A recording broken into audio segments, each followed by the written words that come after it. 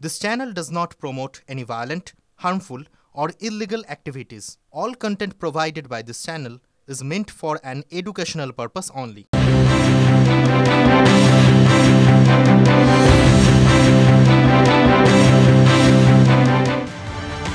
টিভি9 বাংলায় স্বাগত। সন্ধ্যে সুপার প্রাইম টাইম নিয়ে আপনাদের সঙ্গে রয়েছে আমি শর্মিষ্ঠার। আগামী 1 ঘন্টা দেশ বিদেশ এবং রাজ্যের গুরুত্বপূর্ণ বেশ কিছু খবর আপনাদের সামনে তুলে ধরবো একদম ব্রেকলেস।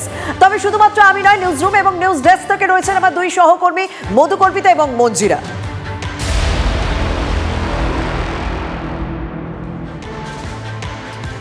রাজ্যে এসআইআর চলছে, আর এসআইআর এর জন্য আমরা কি দেখছি, বাংলা সীমান্তে বাংলাদেশিরা কিভাবে দেশে ফিরে যাচ্ছেন, অর্থাৎ বাংলাদেশিরা আমাদের বাংলা ছেড়ে বা দেশ ছেড়ে পালিয়ে যাচ্ছে। ঠিক সেই সময় বড় হুঙ্কার দিলেন কেন্দ্রীয় স্বরাষ্ট্রমন্ত্রী অমিত শাহ। তিনি কি বলছেন, অনুপ্রবেশকারীদের বেছে বেছে দেশ ছাড়া করব, দেশের সুরক্ষার জন্য অনুপ্রবেশকারীরা বিপজ্জনক। কি বলেছেন শুনুন।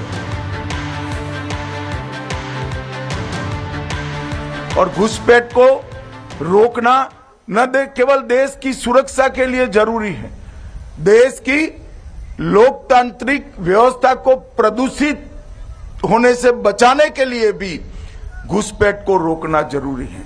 मगर दुर्भाग्य की बात है, कुछ राजनीतिक दल एक घुसपैठिया हटाओ का जो अभियान है इसको निर्बल करने में लगे हैं, और वो राजनीतिक दल चुनाव आयोग द्वारा जो एसआईआर की प्रक्रिया चल रही है, मतदाता सूची का शुद्धिकरण जो चल रहा है, इसका खिलाफत कर रहे हैं।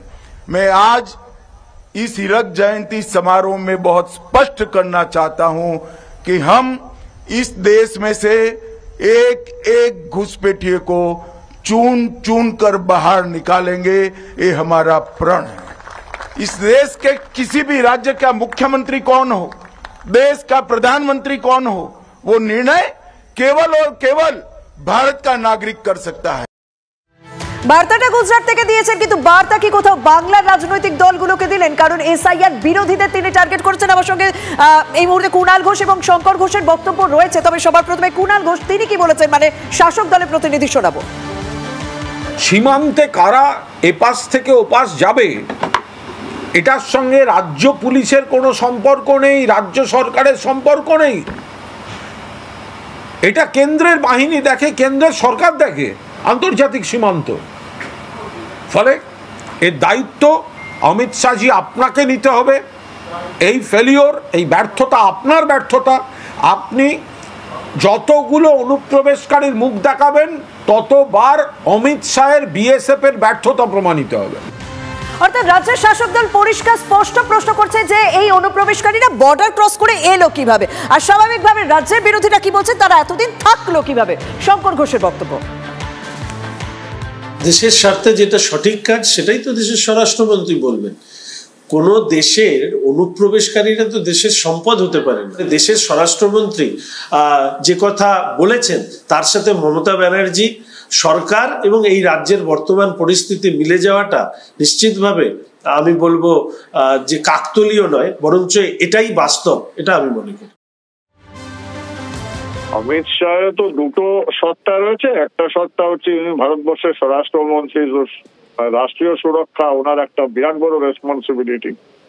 সেখান থেকে যে দৃষ্টিভঙ্গি দিয়ে যিনি বলছেন যে অনুপ্রবেশকারীরা ভারতীয় রাষ্ট্রীয় সুরক্ষার জন্য অত্যন্ত বিপজ্জনক, এতে সন্দেহের অবকাশ আমার মনে হয় ভারতবর্ষে কারোরই নেই, আনলেস আনটিল উনি রাজনৈতিক সত্তায় যে দু চারটে পলিটিক্যাল পার্টির কথা উল্লেখ করার চেষ্টা করেছেন বা বলেছেন, সেই রাজনৈতিক দলের যদি অনুসারী না হয়। কারণ এরা রাষ্ট্রীয় সুরক্ষা, নিজেদের ভোটের এজেন্ডা দুটোকে গুলিয়ে ফেলে। এটা তো নিঃসন্দেহে বিপজ্জনক একটা টার্ন।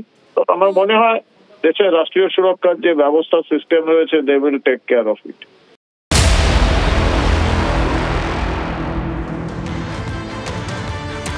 দেখুন, জোর কদমে এসআইআর চলছে এ রাজ্যে এবং বিভিন্ন জায়গা খালি হচ্ছে আমরা দেখতে পাচ্ছিলাম।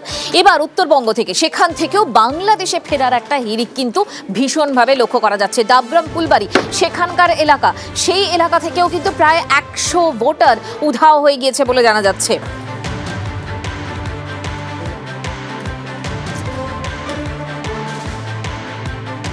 এখনো মোটামুটি 30টা মতো ফর্ম আছে। আইডিয়া। কেউ নিচ্ছে না? না, কেউ নিচ্ছে না এখন। আমি অনেক চেষ্টা করেছি, প্রত্যেককে বাড়ি বাড়ি ঘুরে ঘুরে জিজ্ঞেস করেছি, এখনো কেউ নেয়নি। এই 30 জনের কি খোঁজও পাচ্ছেন না নাকি? না, কেউ বলছে এরা থাকে না, কেউ বলছে এরা বাড়ি করে অন্য জায়গায় চলে গেছে, এরকম অনেকে আছে। মানে বাড়িরও খোঁজ পাচ্ছেন না? বাড়িরও খোঁজ পাচ্ছি না, কিন্তু ভোটার লিস্টে নাম থেকে? হ্যাঁ, নাম আছে। অনেকে বলছে এরা বাড়ি করছে, করে অনেকে 2-4 জন যেরকম বলছে এরা এখানে থাকছে না, বাংলাদেশে চলে গেছে। এরা হচ্ছে বাড়ি করে চলে গেছে সেরকম বলছে। হ্যাঁ, ওরা যার যার বাড়িতে চলে গেছে, বাংলাদেশে বলছে এখন 2-4 জন আছে আর কি বলছে। আমার ডান দিকে এটা মহানন্দা নদীর বাঁধ, আর বাঁদিকে এটা নদীর চর দখল করে গত কয়েক বছরে গজিয়ে ওঠা কলোনি। বাসিন্দারা বলেন গোটা এলাকাটার নাম পোড়াঝাড়। এখানে নাকি সোনার চেয়েও দামি এই এলাকার জমি। এই এলাকায় গত কয়েক বছরে ফুলে ফেঁপে গড়ে উঠেছে আস্ত কলোনি, 1000-5 মানুষ বসবাস করেন। এসআইআর শুরু হতেই এই এলাকাতেই অন্তত 100 জনের খোঁজ মিলছে না। বিএলওরা বলছেন অধিকাংশ ফর্ম বিলি করা হয়ে গেছে, কিন্তু তারপরেও কিছু ফর্ম পড়ে আছে যেখানে সেই ফর্ম যাদের নামে রয়েছে সেই নামের ভোটারদের কোনো খোঁজ অন্তত এই এলাকায় এসে বিএলওরা পাচ্ছেন না। প্রতিবেশীদের জিজ্ঞাসা করা হলে তারা নাকি জানিয়ে দিচ্ছেন এই ভোটাররা অন্যত্র চলে গেছেন। কোথায় চলে গেলেন কোনোভাবেই তাদের সঙ্গে আর যোগাযোগ করা যাচ্ছে না। আবার বিএলওরাই বলছেন যে কিছু ক্ষেত্রে প্রতিবেশীরা বলছেন এরা ঘরবাড়ি করে বাংলাদেশে ফিরে গিয়ে থাকতে পারেন। ক্যামেরা দীপায়নের সঙ্গে প্রসেনজিৎ, TV9 বাংলা, পোড়াঝাড়। দেখুন, এই এসআইআর শুরু হওয়ার পরেই না সুরসুর করে বাংলাদেশে পালাচ্ছে অনুপ্রবেশকারী যারা রয়েছেন তারা। এবং হাকিমপুরে সেখানে স্বরূপনগরের সীমান্ত পারের অপেক্ষায় এখনো পর্যন্ত দেখা গেল প্রায় 200-র বেশি বাংলাদেশিকে। এতদিন কোথায় ছিল তারা? প্রশ্ন শুনে মুখে কুলুপ অনুপ্রবেশকারীদের। কাদের আশ্রয়ে ভারতে ছিল বাংলাদেশিরা? কেন মুখ খুলছে না অনুপ্রবেশকারীরা?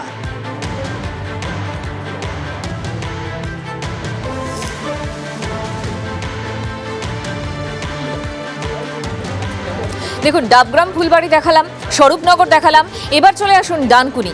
এখানেও কিন্তু একের পর এক বস্তি খালি হয়ে যাচ্ছে এবং 5 বাংলাদেশি একেবারে উধাও বলে জানা যাচ্ছে। ডানকুনির 5 নম্বর ওয়ার্ডের গোবরা স্টেশনের পাশে বস্তিতে এরা থাকতো বলে জানা যাচ্ছে। বস্তিবাসীদের দাবি এসআইআর শুরু হতেই 5 জনের খোঁজ মিলছে না। কি জানা যাচ্ছে আরও? 2019 সালে ডানকুনির এই বস্তি গড়ে ওঠে। 40টির উপর পরিবার সেখানে বসবাস করে। বস্তিবাসীদের দাবি হঠাৎ এলাকা থেকে চলে যাওয়া এই 5 জন বাংলাদেশ থেকে এসে ডানকুনিতে ঘাঁটি গেড়েছিল। আমাদের এখানটা একটা ঘর ছিল, 5-6 বছর ধরে থাকতো, আমাদের সাথে মিলেমিশে থাকতো। এখানে বুটল টুটল কুড়াতো, কুড়িয়ে তারা জীবন নির্বাহ করতো। করার পরে 1-1.5 মাস আগে তারা চলে গেছে এখান থেকে। তাদের একটা ঘর ছিল, আমরা ভেঙে ঘরটাকে মনে করেন আমরা জ্বালানি বানিয়েছি। দাদা কাকিনাড়া, ব্যারাকপুর সব জায়গা থেকে এইখানে রাত্রিবেলা আসছে, থাকছে, আবার সকালবেলা ওরা 8টা-9টার সময় বেরিয়ে যাচ্ছে। আর রাত্রিবেলা এসে আসুন না, 1-2 কেন, এখানে সব মোটামুটি ভেরিফাই করলে অনেকজনই বাংলাদেশি বেরোবে। আমি বারবার বলছি। অনুপ্রবেশকারীদের বক্তব্যের মধ্যে দিয়ে অন্তত এটা পরিষ্কার হয়েছে যে এই রাজ্যে তাদের মাথা গোজবার যে রাস্তা, তাদের বিভিন্ন ধরনের পরিচয়পত্র তৈরি করবার রাস্তা, এটা খুলে দিয়েছে তৃণমূল কংগ্রেস রাজনৈতিকভাবে। ফলে উই পোকার মতন অনুপ্রবেশকারীরা পশ্চিমবঙ্গে যে ছড়িয়ে ছিটিয়ে পড়েছে, তার যদি দায় কাউকে নিতে হয় সেটা তৃণমূল কংগ্রেসের সরকারকে নিতে হবে। বাংলাদেশের জেটিঘাটের ছবি দেখিয়ে বিজেপি পোস্ট করেছে যে দলে দলে নাকি সুন্দরবন অঞ্চল থেকে লোক পালাচ্ছে। ওটা বাংলাদেশের ছবি ছিল। জোড়াবাগান, জোড়াসাঁকো অঞ্চলে একের পর এক জায়গায়, সেই জায়গায় কার্যত বিএলওরা যখন গেছেন 40%-এর বেশি মানুষ তারা অনুপস্থিত। কেন অনুপস্থিত? তারা বিহারের নির্বাচনে ভোট দিতে গেছেন। তাহলে এবার কি ঘুরিয়ে পরিকল্পনা করা হচ্ছে যে বিহারে যেহেতু ভোট হয়ে গেছে, বিহারের ভোটের পরে এক লপ্তে নাম বাংলায় তোলা হবে বিহারিদের।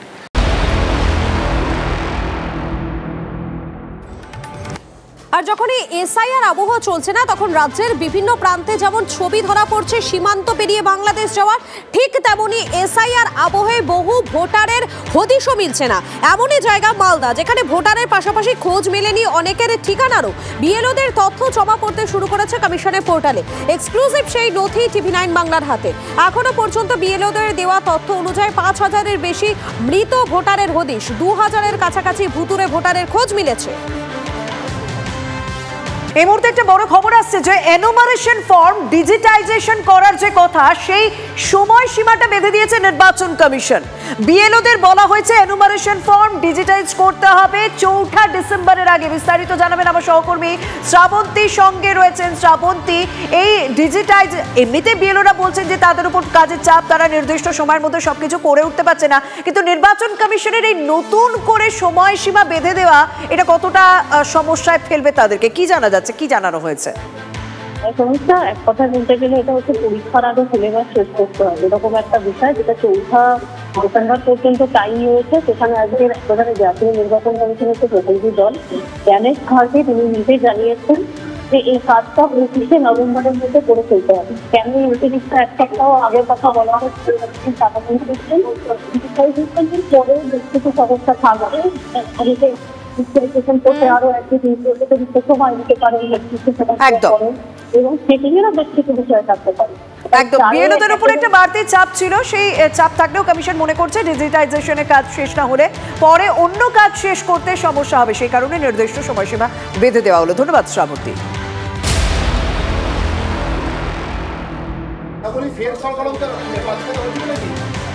দেখুন, অ্যাপের ওটিপি শেয়ার করতে চাপ দেওয়া হচ্ছে বিএলওদের ওপর, এরকম বিস্ফোরক অভিযোগ করছেন শুভেন্দু অধিকারী। এবং শুধু তাই নয়, তিনি ইতিমধ্যে ডেপুটি নির্বাচন কমিশনারকে চিঠিও দিয়েছেন, সুর চড়িয়েছেন তিনি।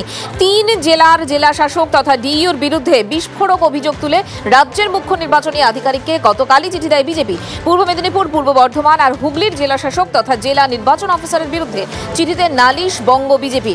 দ্রুত এ বিষয়ে প্রয়োজনীয় পদক্ষেপের আর্জি জানানো হয়েছে চিঠিতে। আমাদের তথ্য দিয়েছি যে আইপ্যাক ডিএমদের সাহায্য নিয়ে তারা ধরুন কারোর পদবী মণ্ডল, কারোর পদবী ইসমাইল খান, কারোর পুরো নাম, তার উত্তর দিনাজপুরে, কোচবিহারে, তার সঙ্গে দক্ষিণ 24 পরগনা, উত্তর 24 পরগনা, নদিয়ার লিঙ্ক খুঁজে বের করে তা সেই বাংলাদেশি অবৈধ অনুপ্রবেশকারী তার নাম রাখার চেষ্টা করছে। আমরা কিছু তথ্য অভিযোগ সুনির্দিষ্টভাবে দিয়েছি এবং এই কাজে বিএলওদেরকে বাধ্য করছেন একটা শ্রেণীর বিডিও, মানে এইআরও এবং ডিএমরা। 3 জন ডিএম তো পূর্ব মেদিনীপুরের ডিএম, হুগলির ডিএম এবং পূর্ব বর্ধমানের ডিএম, তারা সরাসরি বিএলওদের কাছ থেকে ওটিপি চেয়েছিলেন। বিএলওরা অভিযোগ করেছেন। আমরা বিএলওদের কনফিডেন্সিয়াল অভিযোগ আজকে জ্ঞানেশ ভারতীর হাতে তুলে দিয়েছি। 3 ডিএম এর বিরুদ্ধে কেন এফআইআর হবে না? এই অভিযোগ জানাতে হবে না, অভিযোগের সারবত্য থাকতে হবে। অ্যাকচুয়ালি যেটা হয়েছে, অনেক বিএলও তারা টেক সেভি নন, তারা কম্পিউটার বা মোবাইল অপারেটরে পারদর্শী নন। কারণ বিএলওরা অধিকাংশ মাথায় রাখতে হবে স্কুলের শিক্ষক। তাদেরকে যখন নির্বাচন কমিশন টার্গেট দিয়ে দিচ্ছে একদিনে এতগুলো নাম পোর্টালে আপলোড করতে হবে, তারা পেরে উঠছেন না। তারা হয়তো অনৈতিক, কিন্তু তারা অনেকের সহযোগিতা নিচ্ছেন। কিন্তু এই অভিযোগ বিএলওদের বাধ্য করা হচ্ছে সর্বৈব ভিত্তিহীন এবং মিথ্যে অভিযোগ।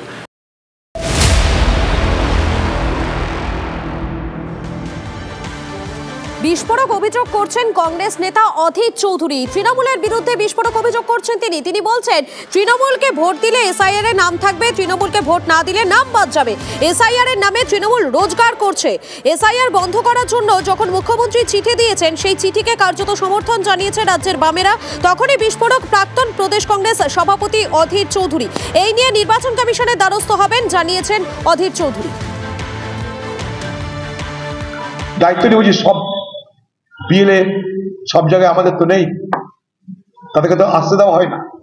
আসতে গেলে পুলিশদের ধমকি দেওয়া হচ্ছে, আর যারা আসছে সাহায্য নিতে তাদেরকে বলে দেওয়া হচ্ছে এসআইআর এর নাম ঢোকাবো, ভোট দিবি তো।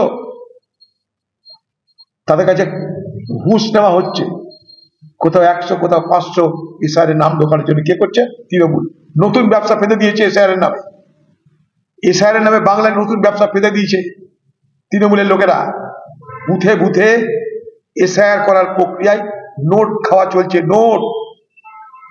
আর ভোটার তোদেরকে করবো আমরা যদি তোরা ভোট দিস, সেই প্রতিশ্রুতি দিতে হচ্ছে তাদেরকে, সে ভোটারদেরকে। অর্থাৎ দিদির দল এসআইআর নামে ভোট করতে নেমে গেছে। তাই দিদি যা বলছে এগুলো খালি মুখের ঢপবাজি। আপনারা শুনলেন ঠিক কি বলেছেন অধীর চৌধুরী, সেই বক্তব্য আপনাদের শোনালাম। আর এবারে আপনাদেরকে শোনাবো এই প্রসঙ্গে তৃণমূলের পক্ষ থেকে কুণাল ঘোষ কি বলছেন এবং বিজেপির পক্ষ থেকে সজল ঘোষ তারা কি বলছেন শোনাবো আপনাদের। একজন সাংসদ যখন নিজের লোকসভা কেন্দ্রে তৃতীয় হন তখন তার মনের মধ্যে সবসময় একটা অবসাদজনিত হতাশা কাজ করে এবং তার থেকে তিনি এই ধরনেরগুলো সব কষ্টকল্পিত জিনিস দেখতে পান। ফলে এইসব ক্ষেত্রে আমার মনে হয় কিছু কিছু জায়গায় হয়তো চিকিৎসার প্রয়োজন আছে। না অনেক জায়গায় ওরা টাকাও নিচ্ছে ফর্ম ফিল আপের নামে, হ্যাঁ, কিন্তু বিষয়টা শুধু সেটা নয়। অধীরদা এটাও পরিষ্কার করে বলুন যে কংগ্রেস এসআইআর নিয়ে কি চাইছে। কংগ্রেস তারা তো আছে এখনো, সাইনবোর্ড হলেও তো আছে, তারা এসআইআর নিয়ে কি ভাবছে। মমতাদি এক একদিন এক এক রকম স্ট্যান্ড নেন। প্রথমে বললেন নো এসআইআর, তারপর বললেন এরমভাবে ফর্ম দেখিয়ে আমরা এসআইআর এর সঙ্গে আছি, এখন বলছেন স্টপ এসআইআর। এটা তো বুঝলাম 3 দিনে 3টে স্ট্যান্ড। অধীর চৌধুরী বা কংগ্রেসের স্ট্যান্ডটাকে একটু বলে দিন। এসআইআর বিরোধী গণকনভেনশন, আর সেই গণকনভেনশনে বক্তা হচ্ছেন যাদবপুরের উপাচার্য। আর স্বাভাবিকভাবে এসআইআর বিরোধী নিয়ে যখন কথা বলছে তা নিয়ে তো বিতর্ক হবে এবং সেখানে নাকি তিনি বাঙালি বিদ্বেষীও কথা বলেছেন। আর এই গণকনভেনশনের আয়োজক হচ্ছে তৃণমূলের পৃষ্ঠপোষক তন্ময় ঘোষ, এরকমই অভিযোগ করছে। কিন্তু চিরঞ্জীব ভট্টাচার্য অর্থাৎ যাদবপুরের উপাচার্য তিনি কি বলছেন একবার শুনুন। আমি আমার প্রথম স্পিকার ছিলাম, আমি প্রথম বক্তব্য রেখে বেরিয়ে গেছি। তারপরে যদি কে কী বলেছে না বলেছে তার কিন্তু কোনো দায়বদ্ধতা আমার থাকে না, যে কোনো কনভেনশনেই এটা ট্রু। ডেফিনেটলি এখানে এসআইআর সম্পর্কে আমি কোনো বক্তব্য যদি রাখার হতো তাহলে আমি ওখানে পাবলিকলি রাখতাম। আমি এসআইআর ওয়ার্ডটা কিন্তু কোথাও কোনো জায়গাতে ইউজ করিনি, that is a recorded fact. আমি যখন আমার বক্তব্য রেখেছি, আমার বক্তব্য গোটাটাই লাইভ রয়েছে, আমি কি বলেছি গোটাটাই রেকর্ডেড। ফলে সেই জায়গাতে আমার বক্তব্যটা আমি যেটা বলেছি এবং সেটা সব জায়গাতে স্টেট গভর্নমেন্ট কেন গভর্নমেন্ট অফ ইন্ডিয়ারও ওটা স্বীকৃত, যেটা হচ্ছে বেসিক্যালি পলিসি যে ভার্নাকুলার ল্যাঙ্গুয়েজকে সবসময় গুরুত্ব দেওয়া উচিত। বিজেপি তাদের নেতৃত্বের আগে যোগ্যতা ঠিক করুন। মাননীয় প্রধানমন্ত্রী নিজের যে সার্টিফিকেট ডিগ্রি সেটাই এখনো অব্দি দেখিয়ে উঠতে পারলেন না। তারা একজন উপাচার্যকে নিয়ে প্রশ্ন করছেন যার একাডেমিক্যাল ব্যাকগ্রাউন্ড একবার চেক করে নিতে বলতেন প্রথম।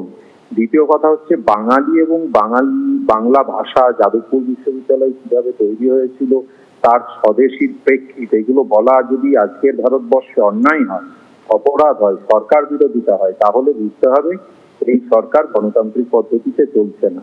উনি বাংলা ভাষা এবং যাদবপুরের স্বদেশী যে প্রেক্ষিত সেটা নিয়ে বলার জন্য তাকে বলা হয়েছিল, তিনি সেইটুকু বলে বেরিয়ে গেছেন।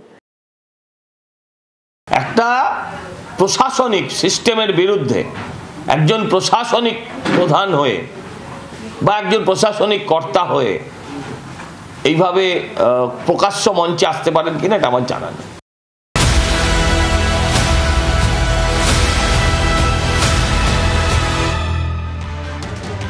দেখুন, এসআইআর আবহে মতুয়াগড়, সেখানে কিন্তু আমরা শাসক শিবিরে বেশ গোষ্ঠীদ্বন্দ্ব দেখেছি। আর তার মধ্যেই আমরা শুনতে পেলাম আজ মঙ্গলবার দিন সভা করবেন মুখ্যমন্ত্রী মমতা বন্দ্যোপাধ্যায় এবং পদযাত্রাও করবেন, অর্থাৎ একেবারে পথে মমতা, এটা আমরা টের পেলাম। মতুয়াদের পাশে মুখ্যমন্ত্রী প্রথম দিন থেকে ছিলেন এবং মাথায় রাখবেন ঠাকুরবাড়ির মধ্যে থেকে প্রথম জনপ্রতিনিধি হয়েছে তৃণমূল কংগ্রেসের প্রতীকে। তার আগে কিন্তু সিপিএম এত বছর ক্ষমতায় ছিল, কংগ্রেস ছিল, কেউ কিন্তু ঠাকুরবাড়ির মানুষদের প্রতিনিধি করেননি। মমতা বন্দ্যোপাধ্যায় প্রথম এসে তাদেরকে সংসদীয় রাজনীতির আঙিনা এনেছেন। ঠাকুর হরিচাঁদ গুরুচাঁদকে আমরা ভালোবাসি, আমরা শ্রদ্ধা করি, তারই প্রতিফলন মমতা বন্দ্যোপাধ্যায়ের এই শোভাযাত্রা বার্তা দিতে যে মতুয়াদের উপর যদি আক্রমণ নেমে আসে সবার আগে তৃণমূল কংগ্রেস তাদের পাশে থাকবে। আর মতুয়া গড়ে বা যে কোনো যেখানে মমতাদি যেই গড়ে যাবেন সেই গড় আরো বিগড়ে যাবে, এতে নিশ্চিন্ত থাকবেন। উনি যে রাজনীতিটা করতে চাইছেন সেই রাজনীতি ব্যর্থ হবে। উনি বাঙালি করতে চেয়েছিলেন, বাংলা রশ্মিতা, হ্যাঁ, তারপর উনি গেলেন হচ্ছে আপনার এসআইআর, হ্যাঁ, এরকম যা করছেন ওনার শনি লেগেছে। এখন উনি যা হাত দেবেন সোনাও এখন লোহা হয়ে যাবে, নিশ্চিন্তে থাকবেন। এরই মধ্যে আবার এসআইআর স্থগিত করার কথা বলে কমিশনকে চিঠি দিয়েছেন মুখ্যমন্ত্রী মমতা বন্দ্যোপাধ্যায়। আর অভিষেক বন্দ্যোপাধ্যায় তিনি তো ভার্চুয়াল মিটিং ডেকেছেন।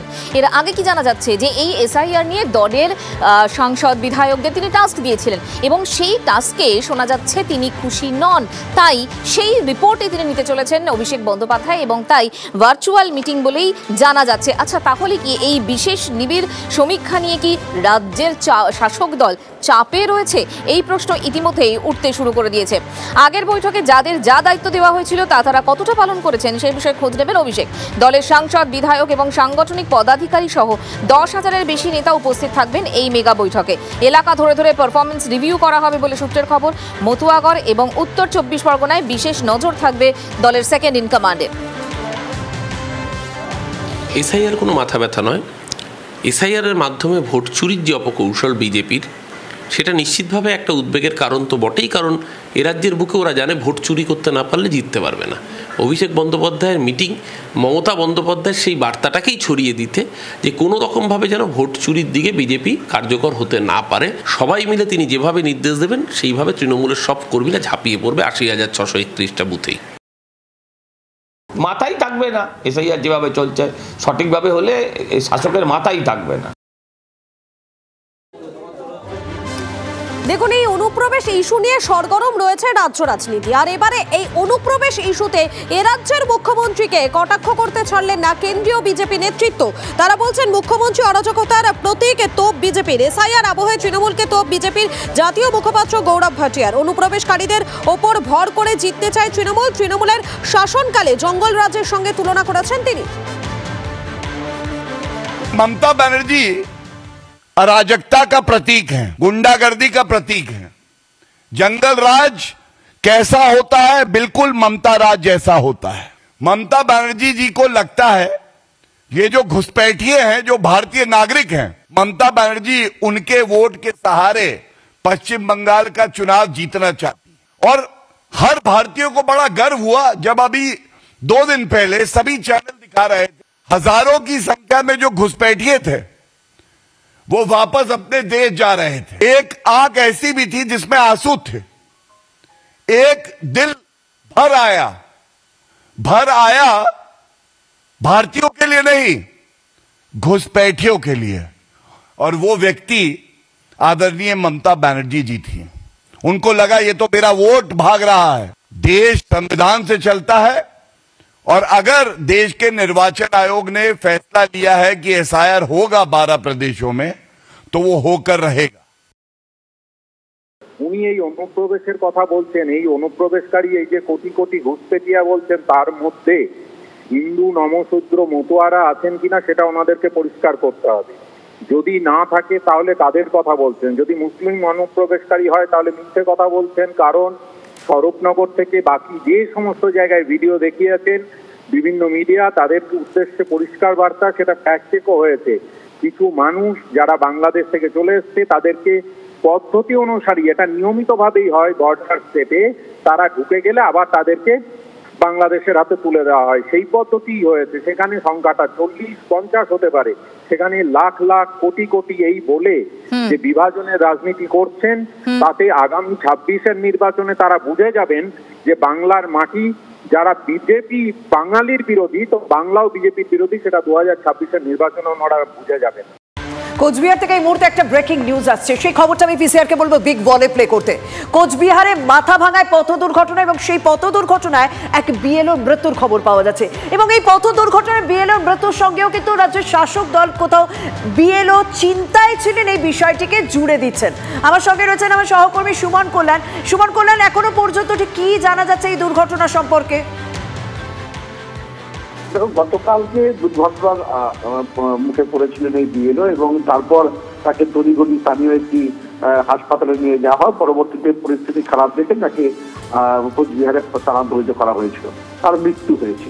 ফলে পরিবারের লোকেরাও তাদের বক্তব্য বলেছেন, কিন্তু সব শেষ পর্যন্ত তৃণমূলের রাজ্য মুখপাত্র পার্থপ্রতিম রায় দাবি করেছেন যে বিরোধীদের ওপর একটা অমানসিক চাপ ছিল, যেই চাপেই কিন্তু এই ঘটনা ঘটে থাকতে পারে। অর্থাৎ তার মানসিক চাপের কারণে এই ঘটনা ঘটছে এবং সেই চাপ হয়েছে ডিএনএর যে কাজকর্মগুলো করতে হচ্ছে সেই কারণে। ফলে তারা কিন্তু স্পষ্টভাবেই বলছেন এই যে এসআইআর মানে এই পথ দুর্ঘটনা তা মানসিক চাপের জন্য হয়েছে বলে এই অভিযোগটা তুলছে তার মানে তৃণমূলের সদস্যরা। তার পরিবারের সদস্যরা কি বলছেন একবার শোনা যাক। উনি এসআইআর এ কাজ করছিলেন বিএলআরও, গ্রামের বাড়িতে ছিল ওদের ডিউটি, ওখান থেকে মাথাভাঙা বাড়িতে আসছিলেন, আসার পথে অ্যাক্সিডেন্ট। মানে উনি মাথাভাঙাতে থাকতো আর উনি মাথাভাঙাতেই থাকতো। বিএলওদের উপর যে একটা অমানসিক চাপ যাচ্ছে, তাদের অল্প সময়ের মধ্যে 1000-1200 এই ফর্ম বিলি করা, সেগুলোকে আপলোড করা, তার মধ্যে নেটওয়ার্কের বিভিন্ন রকম প্রবলেম এবং তাদের টাইম ফ্রেম বেঁধে দেওয়া হচ্ছে, একদিনে এতজনের কে আপলোড করতে হবে তথ্য। ললিত বাবু হয়তো বাইকে যাচ্ছিলেন, তার মাথায় কিন্তু সবসময় হয়তো ঘুরছে যে তাকে এই টাইম ফ্রেমের মধ্যে, নির্বাচন কমিশনের বেঁধে দেওয়া টাইম ফ্রেমের মধ্যে তাকে সমস্ত কাজটা গোটাতে হবে। 55 বছর বয়সী একজন মানুষ, তিনি হয়তো এই সোশ্যাল মিডিয়া নেটওয়ার্ক সম্পর্কে খুব বেশি একটা ওয়াকিবহাল নয়, স্বাভাবিকভাবে তার এই যে যন্ত্রণা, সেই কথাই তিনি হয়তো ভাবতে ভাবতে অসাবধানবশত তার এই দুর্ঘটনার সম্মুখীন হন এবং দুর্ঘটনার ফলে তিনি মারা যান। এসআইআর এর চাপে বিএলও ছিলেন, সেটা বুঝতে পেরে উল্টো দিকের গাড়ি চালক তাকে চাপা দিয়ে দিলেন, তাকে ধাক্কা মেরে দিলেন। এই সব প্রশ্নের কি উত্তর হতে পারে? পথ দুর্ঘটনা হলেও বলছে এসআইআর এর চাপ। আমি বলছি দেখুন, এই মৃত্যুগুলো না ক্রমান্বয়ে হচ্ছে। প্রথমে কারা ছিল? প্রথমে মৃত্যু হচ্ছিল, অসুস্থ হচ্ছিল, কারা হার্ট অ্যাটাক হচ্ছিল ভোটার, এখন হচ্ছে বিএলও। আর এই এসআইআর হয়ে গেলে ওই তপসিয়ার পার্টি অফিসে দেখবেন হার্ট অ্যাটাকের লাইন লেগে যাবে। এই মুহূর্তের খবর, ব্যস্ত সময়ে আবার গুলি চলল। বরানগরের ঘটনা, দুষ্কৃতী রাজ আবারও এই ঘটনার সামনে এনে দিল এই মুহূর্তে নিরাপত্তার ছবিটা। ট্রাম ডিপোর কর্মীকে গুলি করে খুনের চেষ্টা বলে জানা যাচ্ছে এবং বাইকে করে এসে গুলি চালিয়ে চম্পট দেয় দুষ্কৃতী। আহত ব্যক্তি তাদের সমর্থক, দাবি তৃণমূল কাউন্সিলরের। রাজনৈতিক আক্রোশ না অন্য কারণ, খতিয়ে দেখছে পুলিশ। তা আমরাও ভাবতে পারছি যে কি ব্যাপার এটা হলো। আমাদের সঙ্গে যে পাড়ার সব প্রতিটা লোকই জানে কোনো কিছুর মধ্যে থাকি না, ঝামেলা না, কোনো কিচ্ছু না, কোনো কিছুর মধ্যে। পরিবারের সাথে ওনার ওয়াইফের সাথে কেমন রিলেশন? এখন ব্যাপারটা যে প্রতিটা পরিবারেই ধরেন ঘরে সংসারে টুকটাক থাকে, আমার পাশের ঘরেই হয়তো টুকটাক হয়, আমার সব প্রতিটা বাড়ি হয়, অতটা আমরা খেয়াল করি না। ওর ঘরের ছেলে আছে। একটাই ফায়ার হয়েছে, তারপর তারা বাইক নিয়ে বেলগড়িয়া এক্সপ্রেসওয়ের দিক থেকে বেরিয়ে গেছে। কারা এটা জানা গেছে কিছু? না, এটা এলাকার কেউ নয় এবং ইয়াং লড়কাই মানে ছেলেরাই ছিল, বেশি বয়স। বিকাশ বন্ধু কি কোনো পার্টি করে? এমনি আমাদের সমর্থক, তিনি তৃণমূল কংগ্রেসের সমর্থক। তিনি WBTC-তে ট্রামে চাকরি করেন এবং অত্যন্ত নিরীহ মানুষ। এলাকার যে কেউই জানে তিনি কোনো কিছুর মধ্যে থাকেন না। পয়সা বা কোনো প্রেম না, যদি টাকা পয়সার ব্যাপার হতো তাহলে তো তার কাছে টাকা চেত, ছিনতাই করতো, সেই সব কিছু হয়নি। তাহলে কি পুনরায় ঘটিত কিছু? পুনরায় ঘটিত তার সম্পর্কে কিছু নেই, পুলিশের অনুমান কিছু অন্য, সেটার উপরেই পুলিশ তদন্ত করছে। খুবই চিন্তিত আমরা প্রত্যেকে এবং প্রশাসনের লেভেলেও আমি কথা বলেছি। ওনারা ওনাদের যা ইনভেস্টিগেশন ওনারা করছেন এবং কারা করেছে, দুষ্কৃতীরা কারা ছিল, কি তাদের মানে উদ্দেশ্য ছিল, সেইগুলো তো জানাটা খুবই প্রয়োজন। কারণ এই ধরনের ঘটনা বরানগরে অন্তত একেবারেই শ্রেয় নয়। আমরা এটা অত্যন্ত প্রত্যেকেই আমরা চিন্তিত। পড়ুয়াদের লাগাতার আন্দোলন, সেই লাগাতার আন্দোলনের চাপে অবশেষে পদত্যাগ করলেন কলকাতা মেডিকেল কলেজের অ্যানাটমি বিভাগের প্রধান। প্রথম বর্ষের ছাত্রীদের সঙ্গে শ্লীলতাহানি, শারীরিক হেনস্থার অভিযোগ ওঠে কল্যাণ ভট্টাচার্যের বিরুদ্ধে। তার পদত্যাগের দাবিতে বিক্ষোভ দেখান ডাক্তারি পড়ুয়ারা। অধ্যক্ষ ইন্দ্রনীল বিশ্বাসের ঘরের বাইরে চলে বিক্ষোভ। পড়ুয়াদের আন্দোলনের চাপে পদত্যাগ করলেন অ্যানাটমি বিভাগের HOD কল্যাণ ভট্টাচার্য। দায়িত্বভার দেওয়া হয়েছে মৈত্রী মণ্ডলকে। প্রিন্সিপালের আরও দাবি, 7 জনের কমিটি তৈরি হয়েছে, 10 দিনের মধ্যে রিপোর্ট দেবে স্বাস্থ্য ভবন। এ নিয়ে প্রয়োজনীয় পদক্ষেপ করবে বলেও জানানো হয়েছে। অবশেষে পড়ুয়াদের আন্দোলনের চাপে পড়ে পদত্যাগ করলেন অ্যানাটমি বিভাগের HOD কল্যাণ ভট্টাচার্য। পড়ুয়াদের তরফ থেকে যে চাঞ্চল্যকর অভিযোগ সামনে তুলে ধরা হচ্ছে যে দীর্ঘ বেশ কয়েক বছর ধরে এই অ্যানাটমি বিভাগের এইচওডি তিনি বিশেষ করে প্রথম বর্ষের যারা ছাত্রীরা রয়েছেন তাদের সঙ্গে নানা ধরনের অভব্য আচরণ এমনকি শ্লীলতাহানির মতন ঘটনা ঘটিয়ে চলেছেন। একাধিকবার কর্তৃপক্ষের কাছে সে বিষয়ে অভিযোগ জানানো হলেও কোনো রকম কোনো পদক্ষেপ হয়নি এবং কি অবশেষে কলকাতা মেডিকেল কলেজের স্টুডেন্ট ইউনিয়নের তরফ থেকে লিখিতভাবে মেডিকেল কলেজের প্রিন্সিপালের কাছে এদিন অভিযোগ জানানো হয়। এমনকি বেলা 12টা থেকে তারা বিক্ষোভ অবস্থান শুরু করে। আর সেই বিক্ষোভ অবস্থানের মাঝেই আন্দোলনকারীদের একটি প্রতিনিধি দল তারা প্রিন্সিপাল থেকে শুরু করে এমএসভিবি এমনকি অন্যান্য যারা দায়িত্বপ্রাপ্ত আধিকারিকরা রয়েছেন তাদের সঙ্গে দীর্ঘ বৈঠক করেন এবং সেই বৈঠকের শেষে যেটা ইতিমধ্যেই মেডিকেল কলেজের কর্তৃপক্ষের তরফ থেকে জানানো হচ্ছে যে অ্যানাটমি বিভাগের এইচওডি তিনি পদত্যাগ করেছেন আর তার পরবর্তীতে এইচওডি হিসাবে মৈত্রী মণ্ডলকে কিন্তু দায়িত্বভার দেওয়া হয়েছে। আন্দোলনকারীদের তরফ থেকে থ্রেট কালচারের মতন অভিযোগও কিন্তু সামনে তুলে ধরা হচ্ছে, তবে সে বিষয়ে তাদের কোনো রকম কোনো যে দাবি ছিল সেগুলোর কোনো সুরাহা হয়নি বলেই তারা দাবি করছেন। আর এই থ্রেট কালচারকে কেন্দ্র করে আগামী দিনে কিন্তু এই পড়ুয়াদের যে আন্দোলন তা জারি থাকবে এমনটাও কিন্তু তারা জানাচ্ছেন। ক্যামেরায় কুণালের সঙ্গে সুপ্রিয় গুহ, TV9 বাংলা। আমাদের দাবি আংশিকভাবে পূরণ হয়েছে ঠিকই এবং সেটা ছাত্রছাত্রীদের বিক্ষোভের জন্যই সম্ভব হয়েছে। যেই অভিযুক্ত বিভাগীয় প্রধান অ্যানাটমির এইচওডি ডক্টর কল্যাণ ভট্টাচার্য তার বিরুদ্ধে যে অভিযোগগুলো লিখিত ফরম্যাটে স্টুডেন্টস ইউনিয়নের কাছে এসেছিল যেটা তিনি গত 4 বছর ধরে করেছেন এবং আমরা একাধিকবার কর্তৃপক্ষকে জানানোর পরেও কোনো রকম অ্যাকশন নেওয়া হয়নি আগে। অর্থাৎ উনি হচ্ছে ফার্স্ট ইয়ারের ছাত্রীদের অফিসে ডেকে ক্লাসের মধ্যে ক্লাসের বাইরে তিনি ফিজিক্যাল হ্যারাসমেন্ট করেছেন, ইনঅ্যাপ্রোপ্রিয়েট টাচ, মিসকন্ডাক্ট করেছেন এবং আজকে আমাদের এই আন্দোলনের জোরে তিনি বাধ্য হয়েছেন পদত্যাগ করতে। যদি কোনো অভিযোগ জমা হয় তখন আমাদের কাজই হচ্ছে সেটার তদন্ত করে দেখা এবং তদন্ত করার আগে যেটা প্রিন্সিপাল হিসেবে আমি করতে পারি সেটা করেছি। ওনাকে রিকোয়েস্ট করেছি যে আপনি এইচওডির পোস্ট থেকে রেজিগনেশন করুন যতক্ষণ না আমাদের তদন্ত শেষ হচ্ছে এবং তার জায়গায় সেকেন্ড যে প্রফেসর সিনিয়র ছিলেন তাকে আমরা এইচওডির দায়িত্ব দিয়েছি।